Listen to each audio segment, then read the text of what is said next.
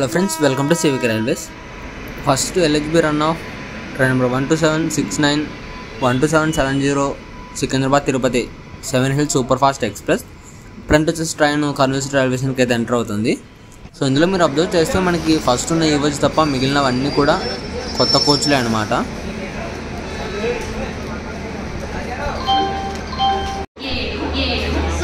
Secunderabad Tirupati 7 Hills Superfast Express via Zone 50 Anantapur 2 Angalu platform 5 ఉన్నది.